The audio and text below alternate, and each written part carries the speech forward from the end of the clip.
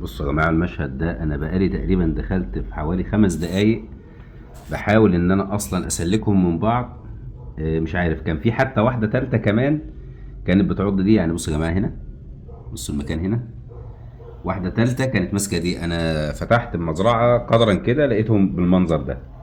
فأنا طبعا المفروض هعمله هنا إن لازم دي أخليها تسيب الحية التانية، لأن طبعا لو فضلت ماسكاها بالمنظر ده هتموتها. طبعا هتموتها من الخنقة، مش هتموتها من السم، لأن النوع بيكون عنده مناعة لنفس نوع السم. وديت من الواضح ان هي ايه، من الواضح ان هي ماسكة مش عايزة تسيب. فانا لازم بقى، ايوه زي ما انا عملت كده، لازم اخليهم الاتنين يسيبوا بعض.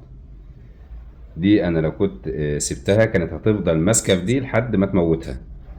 طبعا الاتنين اللي قدام مننا دول يا جماعة الحية المقرنة السراستس. وبتحصل الحالات ديت عادة أثناء الإطعام، ولكن دلوقتي ما كانش في وقت إطعام خالص ولا كان في أي حاجة خالص. أنا دخلت لقيت 3 حيات ماسكين بعض، ال3 بيحاولوا إن هم يعضوا بعض أو يلدغوا بعض. طبعا دي ساعات حالات بتحصل هجوم مفاجئ أو دفاع عن النفس، فما بيفرقش معاها الشيء اللي قدام منها سواء كان حية أو حاجة مفترسة أو كده.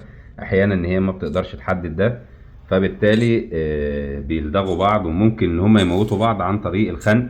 يعني تفضل تلف عليها كده لحد ما تخنقها او تكتم نفسها، ولكن طبعا مش بالسم، لان كل النوع، يعني الحية المقرنة كلها سمها ما بيأثرش عليها لان عندها مناعة من نفس سمها. فكده هنرجعهم تاني للصندوق بتاعهم.